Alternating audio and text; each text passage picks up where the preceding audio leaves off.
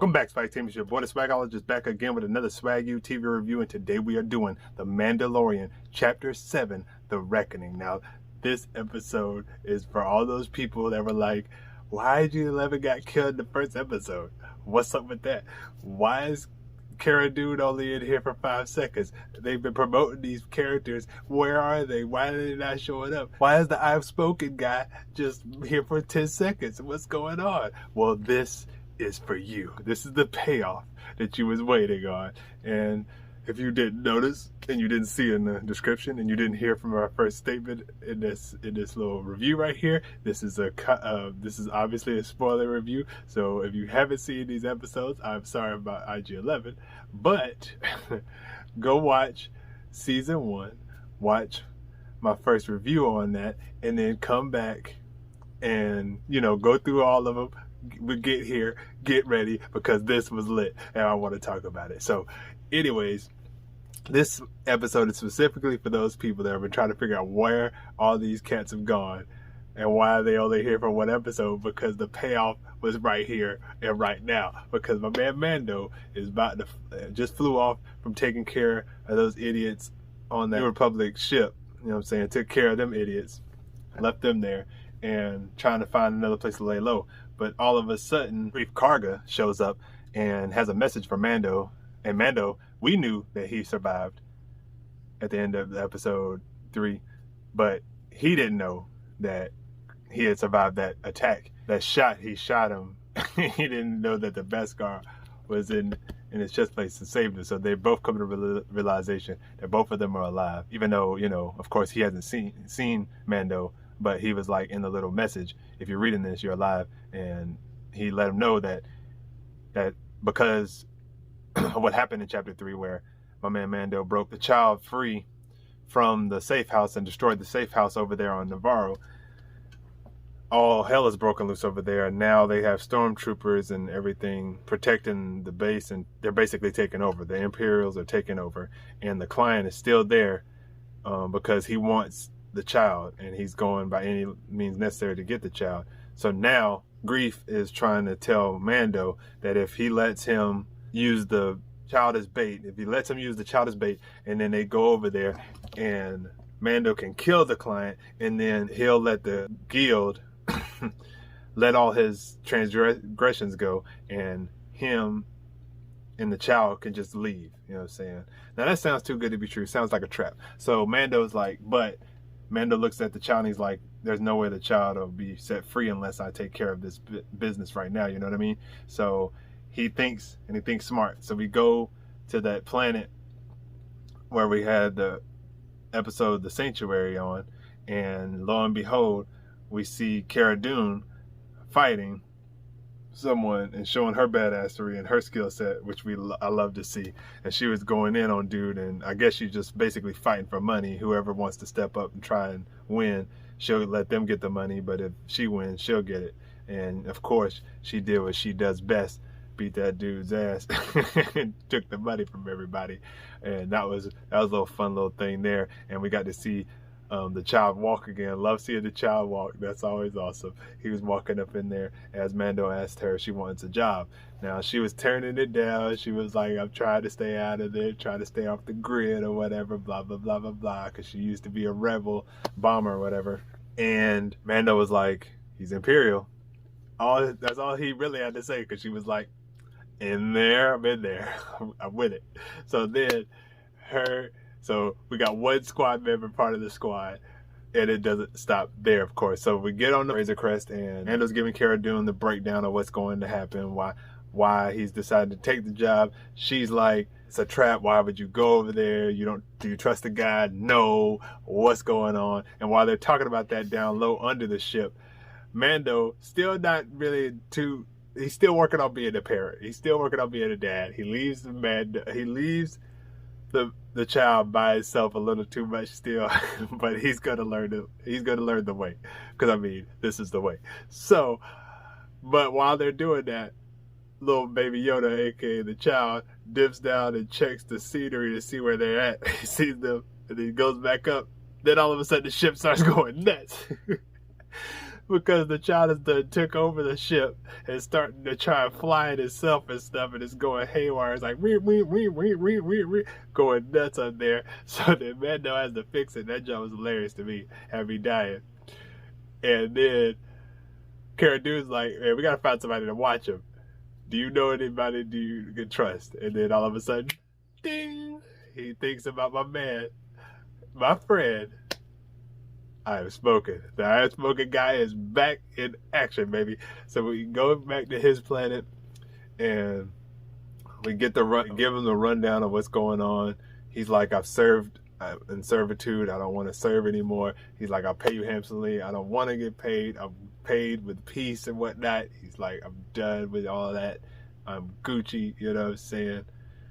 But then all of a sudden, the IG droid comes in with a pan and stuff, and automatically both Cara Dune and Mando's like, oh hell nah. Like, what's up with that? He got to go. And I've spoken guys like, yo, chill, relax. I reprogrammed him. He is not a threat. And they're like, nah, fuck that. Nah. He tried to get his business. He could get his trigger, you know what I'm saying? Cause he tried to kill the child, and we all ain't having that, you know what I mean? So he got to fall back with all that. But then clear this is the way guys like, I mean, not this way. I've spoken guys like, nah, wait a minute. You know what I'm saying? The Ignat is like, no, check this out. And then we get to see this really touchy throwback of how, and captivating really, because I was just so interested in what happened here. So apparently when Mando left, I've spoken guys saw IG11, picked him up, and said most of his neural whatever, a funny way of saying neural receptors or whatever, a funny way of saying his brain was all almost gone. It's like a little small pieces of his brain left. So he is fixing that, and he was like, it was almost impossible. It was a big struggle to put him back together, but not impossible. And you see how he puts them back together, reprograms them, but he had to learn everything from scratch. I'm talking about walking, movements, all that. And he said it just takes time. And so from the time chapter 1 ends, well, chapter 2, I would say. Chapter 2 ends all the way up to now. You know what I'm saying? That's how long it took for him to reprogram IG11, which is a pretty long time if you really realize how long it's been since he's been over there on that planet. So, but of course Mando hates droids, still doesn't trust it, but he's like, screw it, whatever. But like I said, Ignat, I'll pay you a lot. I'll pay you handsomely. And he's like, I have a name, you know what I'm saying? And for us, it's been I've spoken guy, you know what I'm saying? But his name is actually Kuiil, or Kuiil. You got me. He said it. You know what I'm talking about if you've seen chapter 7. I'm pretty sure you have if you're here. So anyways, Kuiil, I think I said it right better at that time. Kuiil was like, I'll go, but the only way I'm going is if IG11 goes with me. And he was like, no, man. He was like, hey, either he's going or I'm not going. So do you trust me? He's like, as far as I can tell, yes. Then you'll trust my work. So he's coming with me. And then he was also like, that the blurgs, they're coming with me. And then when Mando was trying to say something, guess what? I've spoken. Walks off. Lit. Love Kuiil. One of the best characters in Star Wars. Love him. He was still in my heart, always be the I have spoken guy. So, him. So now Mando, Cara Dune, the I have spoken guy, aka Kuiil. That's why he's the I have spoken guy. And IG11 are now part of the squad. And they're going to take care of business over here in Navarro. In Navarro. To take care of this and to make sure they have backup just in case Greef Cargo is trying to be up to something and pull the rug from under their feet. You know what I'm saying? We don't want none of that. So now they head over there to Navarro and they meet up with Greef Karga, and Greef Karga is there with his little crew. So now we got crew versus crew. You know what I'm saying? Crew versus super crew. You know what I'm saying? You know what I'm saying? You about to get served out here. Nah, just playing. But anyways, they're both there, and they're trying to they're breaking down what's supposed to take what's about to take place. They decide to meet on the far other side of the planet. You know what I'm saying? Because things have gotten hot over there near where the guild hangs out and where the safe house used to be. That's what he says. Now we have our heroes and their, you know, the enemy as of the last time we've seen them, trying to figure out how we're going to go about doing this mission and how we're going to come together. And, you know, and they're talking back and forth. He's like, you know what I'm saying, the blurgs are coming. Greef Karga was like, Cara Dune needs to stay over there, you know what I'm saying? No need to bring in a Republic trooper here with all these imps around, as in the Imperials. I like how they call them imps, all being around or whatever. Mando was like, she's coming, and he was like, all right, fine. I'm just saying, at least cover up your tattoo or whatever, because the tattoo keeps giving away who she is to everybody. So ain't no need to flaunt it. He was like, you know what I'm saying? But then they had to find camp because it became nightfall before they, like I said, they decided to meet on the whole other side of the planet for this mission. And there was foreshadowing given by Greef Karga at the camp, because he was all like explaining how the client only has 4 stormtroopers around him and ain't nothing can go wrong. I mean, like, what can go wrong? As soon as he says that, then these pterodactyl bat things come out of nowhere. These creatures, huge, start attacking him and tow his arm up. Soon as he finished getting out the words, what could go wrong? You know what I'm saying? Just tow his arm up. And now everybody's trying to shoot these things in the dark. It's really kind of some Alien versus Predator stuff going on right now. Everybody's freaking out. At least they got the baby in a more secure cabin. Oh my gosh, I already forgot. So on the way to Navarro, we see our heroes just in the ship going together after they finally get I have spoken guy on the ship with IG11. Both Mando and Cara Dune are having an arm wrestling match. They're having an arm wrestling match. They're going in. They're going at it. And I wasn't expecting this at all. So they were going in at it. Then all of a sudden they kind of shift the camera a little bit to the child, right? And Baby Yoda's all like, I'm like, okay, he's probably going to push Mando's arm to get the dub, you know what I'm saying, get the win. But then all of a sudden you see Cara Dune kind of like, you know what I'm saying? And then you see Baby Yoda all like, the child like choking the life out of this girl. Force choking her. I was like, yo, what's up with Baby Yoda? You know what I'm saying? What's going on with, you know what I'm saying? The Zen of Zen, the most pure thing on this show. But I think it's because he's been around Mando and seeing all this violence that Mando keeps having to do, because that's the way he is. This is the way. And now he's imprinting himself on Baby Yoda. Kind of harps back to what Kuiil was saying about droids, how they're not all bad, good or bad. It's just, they're just microcosms of who imprints on them, you know what I'm saying? So basically that's what Mando's doing to Baby Yoda, and he used the Force to choke old girl, because he don't really know his powers yet. But all he knew was, Dad's in trouble and this is the enemy, so I'm gonna choke her life out. And it took Mando to see his see Baby Yoda's face and be like, no, stop. And she's like, that's not cool. And then Kuiil was all like, this is curious. And she was like, this ain't curious. What you mean curious? You know what I'm saying? I almost died. And he's all like, it's because I've heard whispers of this. She was like, back when you was the Imperial. He was like, back when I was sold to the Imperials. And then they had their little squabble, and I like their little back and forth. And Cara Dune, this episode has a lot of good back and forths, I mind you that. So they had their little back and forth, and he was like, I've heard of stories like this, but we didn't get to that because Cara Dune just kept being an asshole to Kuiil, and they kept having their little back and forth, and we had to leave from there.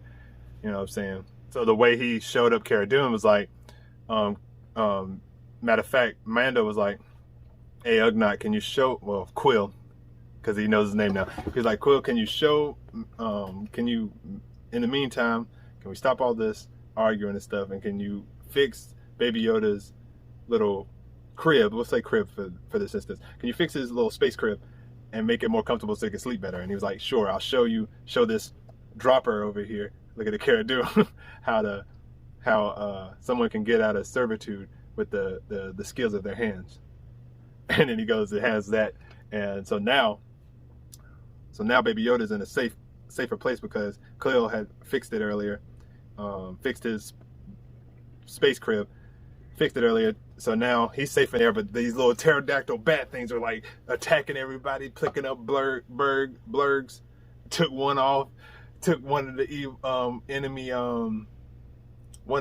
squad members away, and then they finally got rid of him because Mando burned one of them with the flamethrower, and my girl Cara Dune, her machine gun was like blah, and then they finally flew off the two that was left. They killed one that was trying to take the last blurg, so we only got 2 blurgs left and stuff. It's like, dang.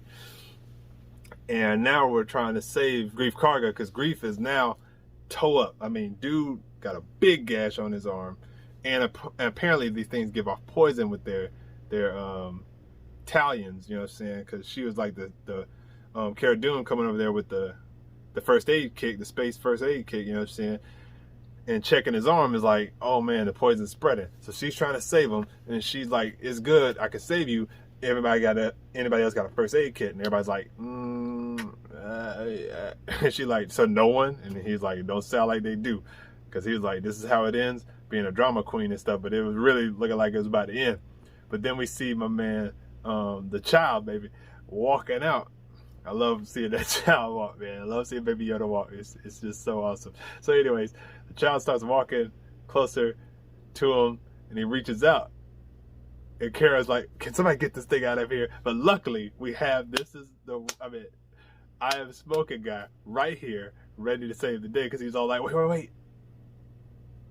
And then all of a sudden, Baby Yoda puts his arm on there, and some incredible stuff starts to happen. He starts using the Force to heal my man's arm. Baby Yoda is the first one we've ever seen healing somebody's arm in Star Wars, which was lit. Or using the Force to heal somebody on screen, which is lit. Because I think it's happened in Legends. I'm not totally sure because I never really read Legends, FYI. But I know for sure he's the first one on screen to show it.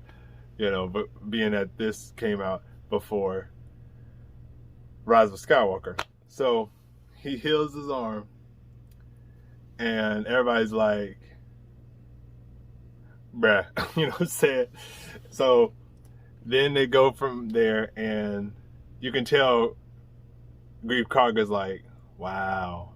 And what's about to take place, it just makes sense. So they get to the edge of the city, like kind of far, it's far back, it's about probably like a football field away, or even longer than that, like 2 football fields away, but you could see the city from where they were staying. It's like, all right, here we go, we're almost there. And you can tell that the two enemy squad members, the 2 bounty hunter mercenary guys, the bounty hunters, they fall back a little bit and let them all fall forward. So they about to kill both Cara Dune and Mando.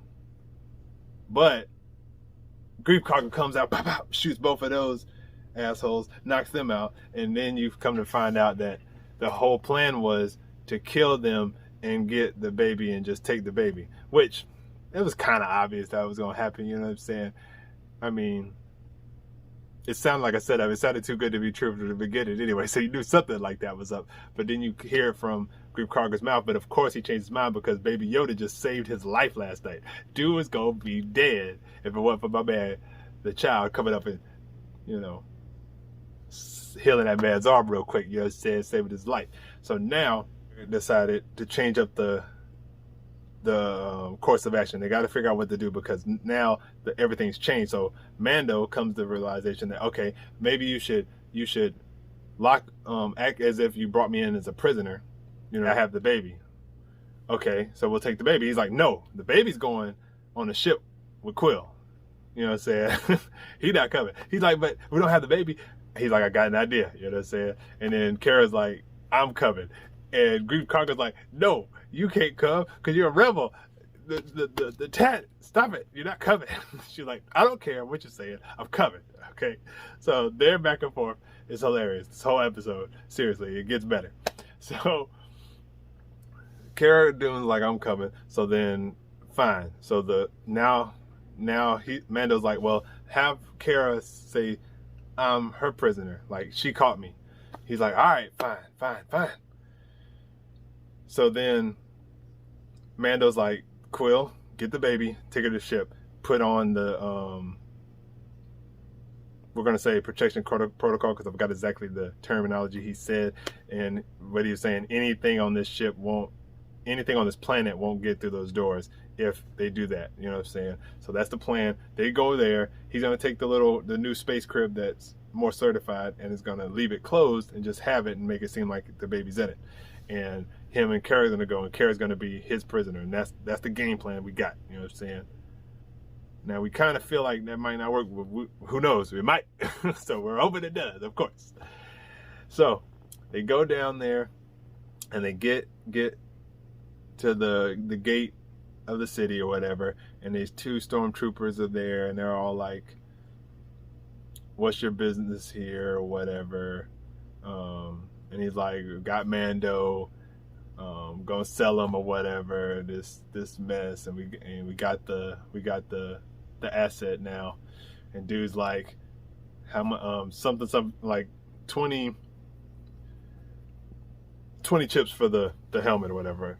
I forgot how much money, but he said a lot. You know what I'm saying? Dude was like, and Greef Karga was like, nah, that's going up on my wall. I was like, yeah, okay. Mando was like, your wall. Greef Karga was like, go with it, dude. Like, chill out, bruh. That's serious. I just had to say something to get to. You know what I'm saying? Mando tripping on the helmet stuff, and the helmet is very, very important to them, of course. So then they go in there, and there's like a bunch of stormtroopers all over the place. So Cara brings up this ongoing joke in this episode, talking about, I thought you said there was only 4 stormtroopers. And dude's like, 4 stormtroopers guarding the client, our big bad, or so we think. So they go in there, and they come in the room, and sure enough, there's only 4 stormtroopers. Like, see, 4 of them, right? To get back at Cara, because Cara loves throwing jabs, so people gotta hit her back with him. You know what I'm saying? So they get in there, and they're talking to the client. The client's all like acting like everything's all Gucci and stuff. Now that they brought Mando, but something just don't seem all that right, you know what I mean? And then he's like, all right, let me see the child. And they're like, shit. You know what I'm saying? And then Greef Karga just comes to some conclusion. He's asleep. He's like, we'll be quiet. We'll be quiet. Open the bay. You know what I'm saying? Open it. And then all of a sudden, he gets a phone call. We're like, whew. But then they're like, this is bad. Because, like, after they sit down, 4 more stormtroopers come in there all of a sudden. And she goes, I thought you said there's only 4 stormtroopers. There's more. He's like, I mean, they brought more. What can I tell you? I mean, come on. Like, you know, I mean, I don't know what you want me to do. So then all of a sudden, this guy shows up on the screen. And it looks to be some Imperial officer that's obviously over the client. And the client's acting like everything's all good, whoop-de-woo. And he's like, how's the asset? And he's like, he's sleeping right now. So the big boss is like, are you sure about that? Might want to check again. Then he does this, right? And all of a sudden you realize when he does this that he's shooting everybody down. Because all of a sudden you just see bullets flying after he shoots the client straight through the chest. Dead, gone, he's done. And then they're just shooting through their building, so everybody all our heroes take cover. And then all of a sudden, all these you see line 6 death troopers are standing there, and you're like, bruh. Then all of a sudden, these legion of stormtroopers, I'm talking about a whole platoon of stormtroopers come in. And she is like, I thought you said 4 stormtroopers. Well, I mean, what, you know what I'm saying? If I was Greef Karga, I'd be like, what do you want me to do? You know what I'm saying? What do you want me to do? Okay? I said it was 4, it was 4. Then there was more. You know what I'm saying? I can't do nothing about that. You know what I mean? Come on. So she keeps bringing that up, which is an ongoing joke, obviously, in this episode. But their banter is killing me. It's funny. So then this dude pops up, the big boss, apparently the big bad of the whole series, apparently, as of right now. And he comes out, and he's walking chill, and he's like, y'all have something I want. You know what I'm saying? Y'all think y'all know it, what power it possesses, but you have no idea what it can do. You know what I'm saying? And why I want it. But in the next couple of seconds, and while he's talking, Mando's like on the comms, like, talking to my man Kuiil, like, yo, are you almost there? He's like, not there yet. But he's like, hurry, they're on to us. You gotta go. And then he's like, in a few seconds, I'll have what I want. And he's telling him this because he already knows, because we see a few seconds before that when he talks to Kuiil about almost to the ship, that the stormtroopers have connected to their comms. So now there's no separation in their comms. They know what's going on. You know what I'm saying? And now it's trouble, because they're on the speeder bikes and they're headed towards Kuiil, and all he has is a blurg. Now the blurg's going as fast as he can, but them speeder bikes is on it. So now, while they're in the midst of the big boss talking to everybody, telling them that they have something he wants, he's about to get it. The ship's right here, Kuil's right here, the stormtroopers are right here, and they're zooming, they're coming. And you're like, yo, you're on the edge of your seat trying to figure out if they're gonna make it to the ship or not, right? And the moment that had me the most shocked of all is after he said, I'm gonna get what I want or whatever. You see him riding real fast, right? Mask on, he's not answering Mando. Mando's like, are you at the ship? Kuiil, Kuiil, Kuiil. And he's just yelling his name. Then all of a sudden you see Baby Yoda on the ground, and they scoop him up, and you're like, yo. Then they flip screen, and he's like, Kuiil, Kuiil. And Kuiil is, see smoke coming off Kuil's back. Kuiil got shot, and he's dead. And I was just like, and I could not believe it, bro. I was like, what? Y'all killed my dog, bruh? I was like, bruh, who is this dude and how? Oh my God. So now I'm extra excited about episode 8. I can't wait for the final episode. It's gonna be nuts. This dude is something obviously not to play with, and now the enemy has the child, and I don't know how we're gonna get out of this one, but I can't wait to see it. That was chapter 7. Crazy ride, crazy episode. We had the Justice League get together and try and take care of business. They seem to have failed right now, but I'm pretty sure in chapter 8 we can take care of business, and maybe this is more like Avengers Infinity War, and then we're gonna have our end game very soon, and I cannot wait. Let me know how you feel about Chapter 7 in the comment section below. Also, if you're new here and you're trying to join the Swag Team, make sure you hit that subscribe button down below, or hit it right here when it pops up on the side. Also, if you want to be the first Swag Team to see a video when it pops up on the channel, make sure you hit that notification bell to pop right up when you subscribe. So hit that you hit that subscribe button, then that notification bell will pop up. You click that ding, then you never miss a video pops up on the channel, whether it's on your computer, cell phone, tablet, whatever. So make sure you do that so you don't miss on any of the swag when it drops. But yeah, and if you like this review, make sure you give it a big thumbs up. It helps us with the channel. But if you didn't like it, I ain't tripping. Look at Jordan, I ain't pipping. But yes, chapter 7 was crazy. Loved it. I hope the people that was like, where's IG11? Where's the I Have Spoken guy? Where's Cara Dune? You got what you paid for, baby. They're back in action, and we didn't get enough IG11, but I'm almost 1,000% sure in chapter 8 he's gonna be live in effect. So we'll get to see him in the next episode, and hopefully he's gonna do some kick-assery, because I loved him in the first episode with the you know what I'm saying? So hopefully we get a little bit of that in this next episode, even though he's like a nurturer droid or whatever. But just like my man Mando probably foreshadowed, saying that he's been programmed to kill things his whole life, And I don't care how much wiring you do, you still can't go against your own nature, you know what I'm saying? But Kuiil did say he's there to protect, and now the baby's in danger. So we'll see what he does in chapter 8. But until the next video, I love y'all 3000. I'll holla. Peace. This is the way.